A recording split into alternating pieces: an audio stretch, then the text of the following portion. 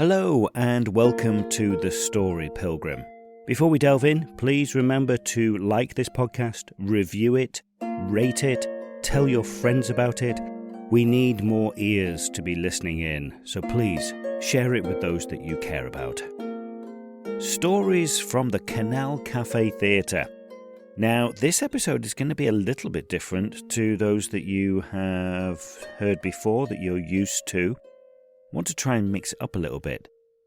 In 2022, I had a little residency at the Canal Cafe Theatre in Maida Vale in London, where we were holding storytelling evenings. It was an occasion where you were able to come along in the afternoon and go for a walk with me around that area. Some wonderful canals along there and some amazing history, as London is steeped in all of that. And then that evening we would then convene in the Canal Cafe Theatre and hold a storytelling evening. The proviso that I have for the storytelling is that it is a real story from your own life and that you keep it to about 8 minutes or less. So I have all of these recordings and I haven't done anything with them since I've had those evenings recorded. So I thought we'd pop them on here. So when I hold these storytelling evenings, I have no idea what the people are going to come up and say. Each individual is completely unique. So I would always start off the evening with a little trigger warning saying that I have no idea what people are going to say. If people could keep it clean and respectful of people that are in the audience, that would be great. Obviously, this being a recording and a podcast, I have control over what I can put out there. I can tell you that a couple of the stories during this podcast will have some sexual content, but it's all in good faith. You're going to hear 5 stories this evening from people from all walks of life. The first up is an intelligent, wonderful young man called Aidan, giving us a little story about his... well, I'll let him tell you.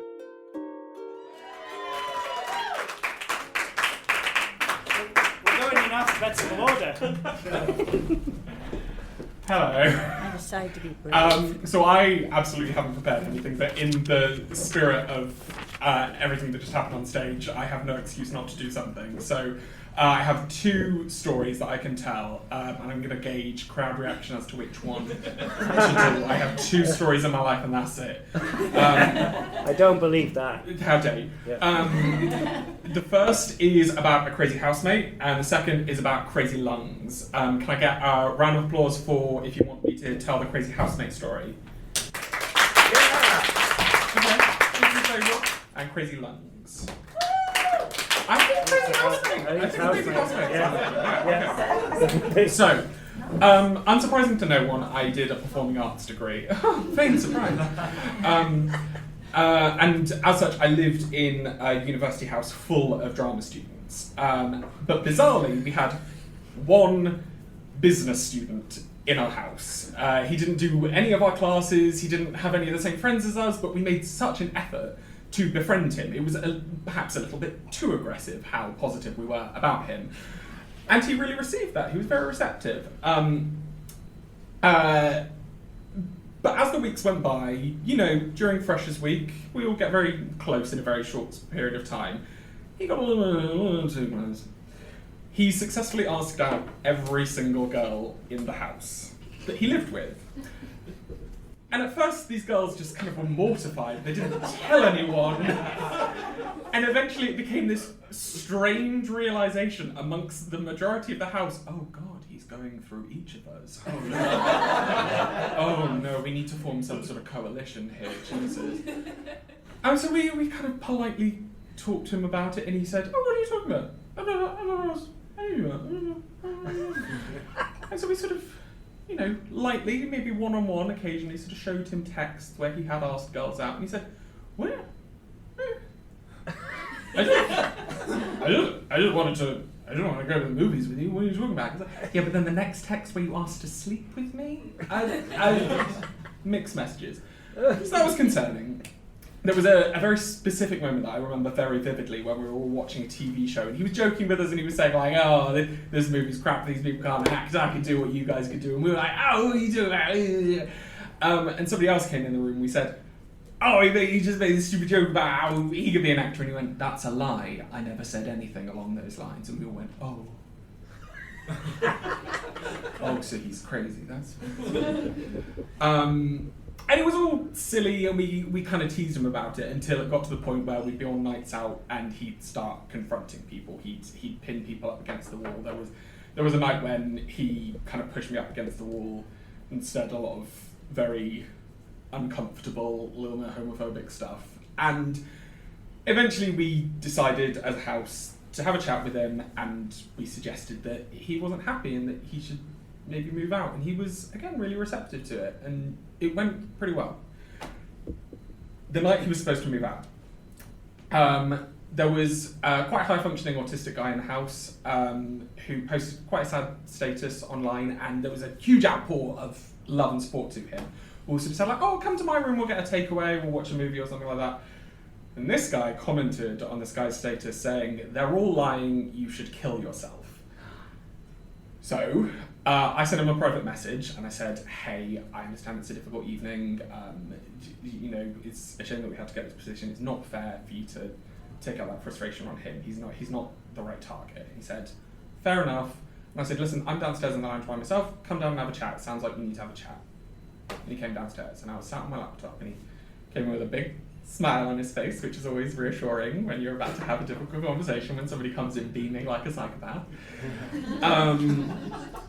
And we sat down, and he said, I just think it's so funny. And I said, what's so funny? And he said, I think it's so funny, the way that you've made up all these lies about me. And I said, oh no. And he said, if you weren't wearing glasses, I'd hit you in the face. And the trouble with me is that you just shouldn't give me a challenge.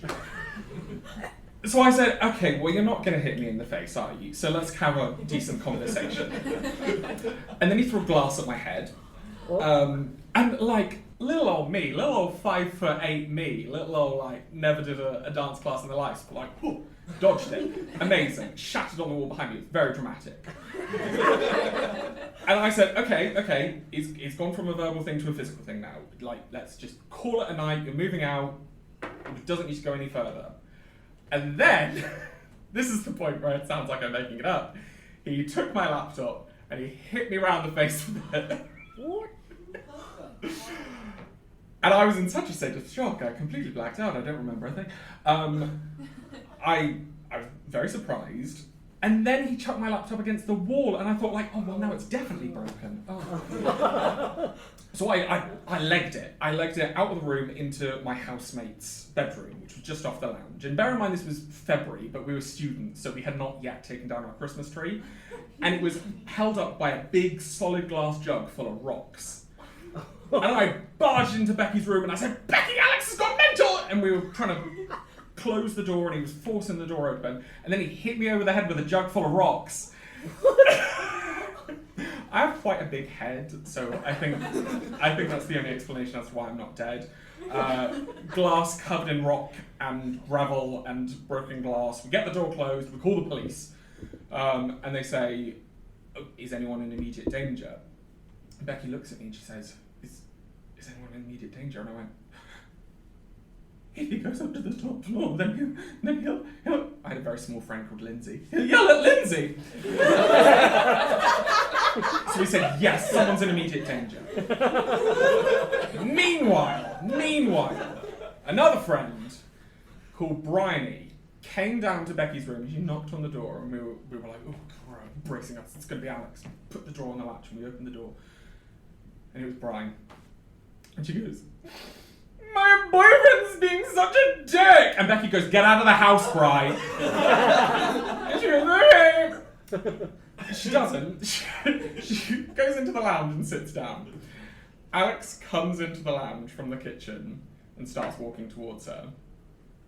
And she says, my boyfriend's being such a dick, he's being so weird, he's not calling me back. He goes, oh, that's so weird, Brian. She goes, why is the floor covered in glass? He goes, oh, because I hit Aiden with a jug full of rocks. She went, okay. And she pegged it. And Bri, despite being very upset about her boyfriend, rightly so, he was a dick, She, on the way out of the house, hits the fire alarm. Stroke of genius. Because when the police eventually arrive, they find Alex in the lounge with the gas fire on, both of the ovens on, and him holding a lighter. What? I know. So me and Becky are holed up in her room, and we're like, oh god, he's gonna get arrested. Oh, this is great. Blah, blah, blah, blah. And I sat there and I think, I don't know my bloody glasses. I left them in the lounge. Oh, Becky, tiny little Welsh fireball that she was. I'm not going to do the accent. Runs into the lounge and she goes, Alex. He's being literally cuffed at this point. She goes, Alex. Where are Aiden's glasses? And he says, they're in the fridge, second shelf next to the cheese.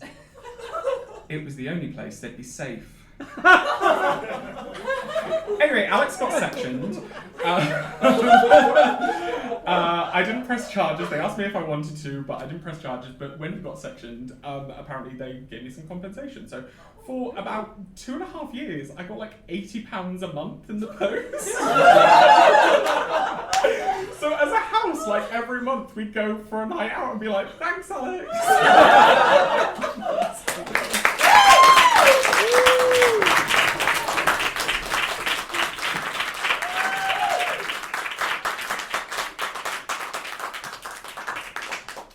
Nice. Well, I can't even see me. Okay. I have a story about love expanding. Some of you know I have a transgender daughter, and she's 25 and she's lovely. And about 12 years ago, when things were getting sorted out and interesting, at the time my son went on a trip to Italy and France and Paris on a cooking trip to learn how to cook. And called me from Paris and said, Mom, I have something really important to tell you. And I said, okay, Jamie, what's important? Are you okay? She said, I'm okay, but it's really something important you should know. And I said, okay, you can tell me anything. He said, that's why I'm calling you. I said, okay, and I'm ready for anything. And he says, so I'm probably bisexual. And I said, okay. He said, well, how do you feel about that? And I said, well, actually, I'm a little bit jealous. And he said, how could you be jealous? I said, well, you've got 2 choices, don't you? I've only got one. How is that fair? And he laughed and we went on. And I get a phone call 2 days later. Mom, I have something important to tell you. I said, oh, he's going to say he's gay. He's figured it out. He says, I'm going vegan.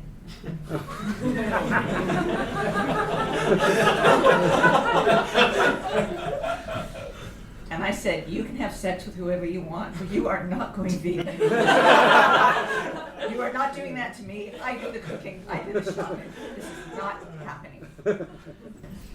So he has a little brother.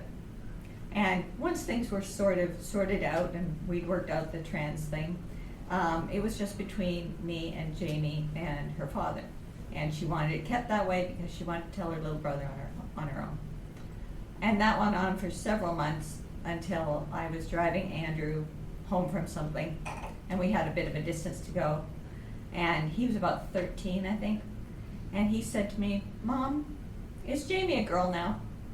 And I said, well, yeah. And he said, okay, is he having the surgery and everything? I'm like, my 13-year-old knows an awful lot.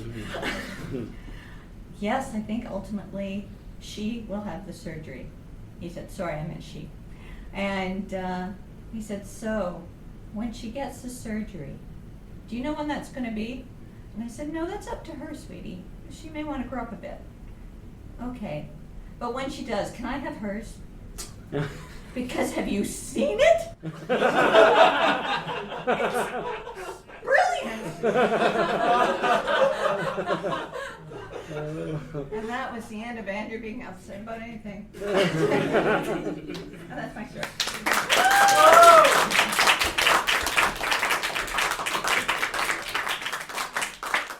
Excellent. Thank you, Catherine. Hey guys, I'm Charlotte. I've recently graduated from university studying nursing. So the story that I'm going to tell today is actually the story that kind of led to me to go into nursing. So just for context, for those of you guys who don't know me, I am probably the clumsiest person you will ever meet. It's like people think they're clumsy, then they meet me and they go, oh. So I was going to do a bit of a Joker thing and go like, do you want to know how I got these scars? But it just doesn't work on me. That voice don't work on me. So what happened was, it's about 5:30 in the morning and I'm on my way to work. I had a really late dance rehearsal the night before and I'm on the top deck of the bus when, bear in mind the bus is completely stopped, we're at some lights, I go down to get off the bus and I just completely missed the step and went cascading down them. Whilst I was doing so, rather than just letting myself fall, I decided to try and save myself, so I tried to wrap my left hands around like the bus bar, like the stair bar, whatever you want to call it, and it just literally cracked it. So I get to the bottom of the stairs, I'm like, obviously, like I'm not going to do it as loud as I did it because, honestly, people were staring at me like I was possessed. And so the bus driver has to drive to the next bus stop because otherwise if he stops in the middle of the road, that's not safe. And from then the bus completely empties. Luckily, this one lady who knew first aid, she stayed with me. Turns out she works for Sainsbury's. I don't know if that's relevant in any way, but no, it's not actually. Anyway, so she's staying with me. She's taken my phone from me. Bear in mind, when I've stand up, my arm's literally just like that. Like I can't actually move it. I mean, I'm moving it now, but it wasn't moving. So this woman, rather than asking her to call my family first, I said to her, can you call my manager and let him know I'm not going to be in today? So that's what I ended up doing, basically. And my manager, he's also one of my best friends, by the way. He was talking to me afterwards, and he was like, I was trying to listen to what the woman was saying, but all I could hear was you shrieking in the background. I was like, oops. And then, so they tried to call my mum. She didn't answer because, it's 5:30 in the morning. They called my sister, she answered, and she said the same thing. She was like, I was trying to hear what this woman was saying, but nah, you were shrieking, man. So eventually we called the ambulance, of course, because I needed to go to hospital, and it turned out there was actually a massive pile-up somewhere near to us, which meant that because my position wasn't life-threatening, the ambulance wasn't actually going to come and see me. So these police people come and take statements and stuff because it was on a bus, and eventually they kind of strap me up and take me to the hospital. They take me to the hospital, they go and obviously have to do an x-ray, etc, etc. And because of how painful my arm was, they initially couldn't get my arm onto the slab. So they had to, put this shot of morphine into my bum, which my mum was there the entire time, so I'm really glad I don't have any, embarrassing tattoos there or anything, because, so that happened, and once they'd done the morphine, I became high as a kite. Honestly, I was still in pain, but I was skipping down the hospital corridors like I was a little crackhead or something, I don't know. But, so I get back to the x-ray suite after having the morphine, and I literally just put my arm on the slab and turn to the radiographer. This is the most comfortable I've been all day. And he just said, oh, well, you can stay there the entire night or entire day if you want. I just went, that would be grand. So then I looked down on my arm, and my arm, I can't lie, was like this.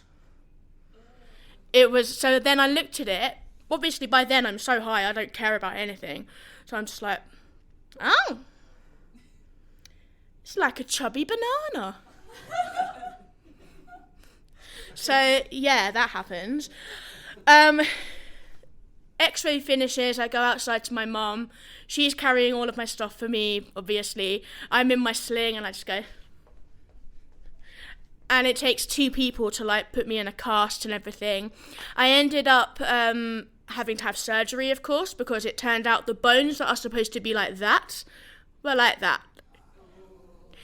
Yeah. I've still got a picture of the X-ray because we literally went. But yeah, so I had surgery that afternoon, and they put me with anaesthesia, etc., etc. And it came to me coming around from the anaesthesia back when I was at the hospital. The ward. Of course I was at the hospital.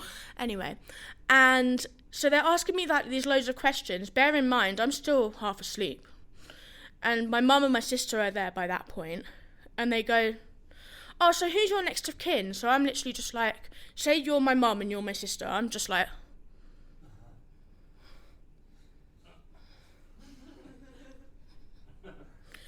And then mum just went, it's me.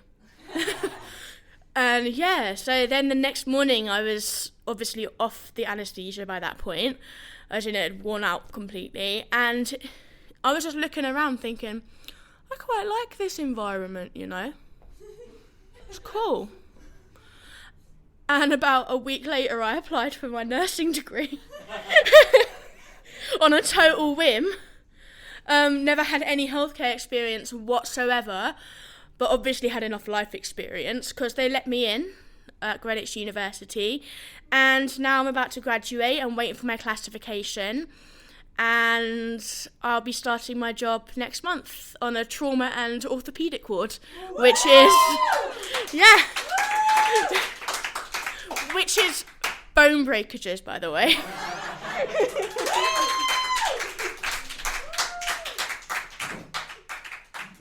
Oh no, actually, I'm going to put that back.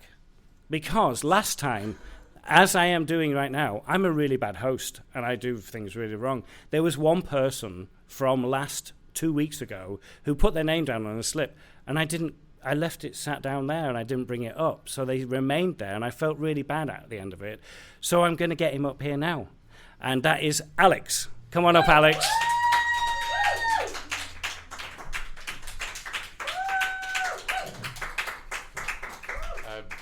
Firstly, no, you're not a bad host. I just got it in late. That's all that was. Hello, I'm the only person here that you don't know. Little bit of introduction. Yeah, I'm Alex. I went to a drama school. I am an actor, although according to Rishi Sunak, that means I'm classically trained as unemployable. So, yeah, story for me. I mean, obviously, this is going to be a 2020 story to a degree. Because 2020 for a lot of creatives was really difficult, and I was one of them. Hooray. But yeah, essentially I went through quite a big upheaval in terms of a breakup through 2020.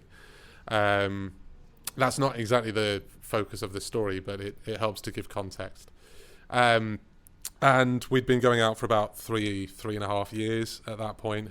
Had the kid talk, had the marriage talk, had, moved in with each other and all of that. She was Australian, and her dad was diagnosed with a severe illness, and she had to fly back to Sydney the day before lockdown, because we were like, if you don't go now, you never will. You'll never forgive yourself if the worst happens, or the inevitable happens quicker than you think it will. So we got her over there, and then after a few months of trying long distance, we decided, you know what, this is too much for you to handle with looking after your dad and everything, so we decided to cut it off before resentment started to build. Healthiest way we could do it, still hurts. Now, the focus of the story is, I through encouragement of friends, got back on the dating apps. I say back on the dating apps. I'd never used them before, so this was an initial thing. And my God, the strangeness that has happened because of these dating apps.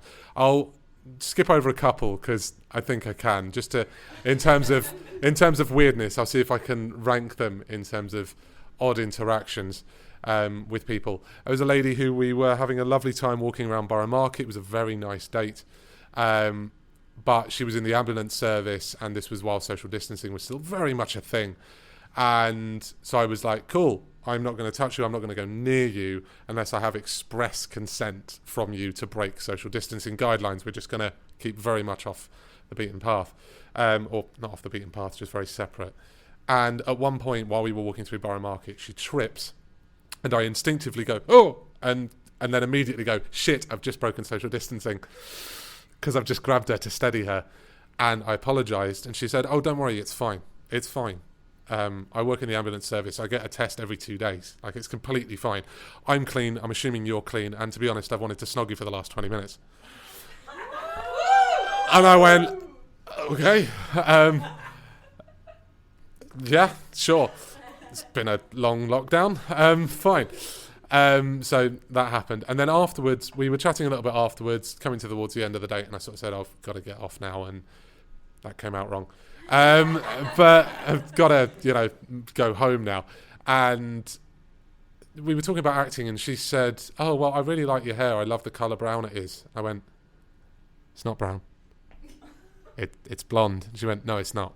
It's brown. It's like, no, because on my acting CV it says blonde. Like, I've had that for like 10 years. It has to say blonde. It says like 6 feet, blonde hair, hazel eyes. And she was like, they're not hazel. Like, they are. That's just what they are. It's what it is. What? And then didn't really think much of it. Just thought it was maybe a sense of humour I wasn't getting. Went home. She was texting me about the date afterwards, and I made a joke to say, oh, well, the only reason that, I let you kiss me was because I knew you're getting a COVID test tomorrow, and I just know that way I'll be safe. I'll just use you as like a canary down the mine. And she went, no, I didn't ask to kiss you. You asked to kiss me. Don't you remember? No, because that didn't What's happening here? Is this really base level gaslighting? I'm not sure what. So that's how it started off major. I had another one where a lady who asked me out at work, not here, although that's never happened before, if anyone wants to be the first. Dreadful. And we had 2 dates. Second date, we ended up back at hers with some wine and some nibbles, and it was really fun. And then just before I was about to start therapy, a couple of days after the second date, she texted me saying, oh, it's really cold this morning. I wish you were here to warm me up. Also, I have a fantasy about you doing me in a Nazi uniform. To which I went, sorry? Where's that come from? And I just kind of skipped over that, and I was having housing trouble at the time, and then she asked me, then her next question was, well, you could always move in with me. And I was like, 2 dates. Been on 2 dates. Then said, this is not going to work, I'm really sorry. But instead of being a normal human and doing that via text or phone, I was in the area, she lives near here, and I thought, do you know what, she needs to let someone down. It's nice to be in a safe space. I'll go to hers to just say, hey, this has been lovely, but this, I don't think we're right. And it turned out it was her birthday. Her 40th birthday. She hadn't told me her age either. I thought she was mid-30s. I'm early 30s. And it was just like, oh, okay. But still, for me, the weirdest one, I can't believe I'm going to tell this one as well. Yeah. I mean, for me, this is weirder, but this is a little bit more intimate, so I hope. Went on a date again. I tripped over. It had been raining the night before. I slipped on some grass while trying to help her down a little bit of a slope. And all I had with me was hand sanitizer and a single tissue. It's like, this is not going to work. She said, well, my flat is just around the corner. It's a bit of a building site. It does have running water. you want to just go and clean yourself up? I said, yes, please, that'd be really helpful. Did that. We'd shared a bottle of wine already by this point. I get out of the shower. She's opened another bottle of wine and said, come join me. We finished that. There's a long pause in this conversation, at which point, and Hannah, I'm just going to use you because you're in my eye line, if that's okay. She just stares at me and says, we're so different. We're so different. We're so different. We're so different. I mean, I fancy you, but we're so different. We're so different. I was like, where the fuck is this going? I went, okay, what? And she went, well, do you want to just have sex and then we'll call it there? Obviously, I'm a full bottle of wine deep by this point, considering 2 shared, and went, yeah, sure. Midway through this thing, she cups my face in her hands like this. Okay, I'm going to do it here. Puts both thumbs over my eyes, rubs them like this, and says, you have such sad eyes. How do I make you happy? At which point I responded, I think that's just my face. Yeah. Basically, the sum up of the story is single life is weird. But yeah, I've put a couple of those stories now on TikTok, which is why I made the joke. No names or identifying information, and the last one I did has had over 1.2 million views, and I'm a little bit weird. But yeah, those are my stories. I do have more bad dates if people want them, but I think I'm out of time. So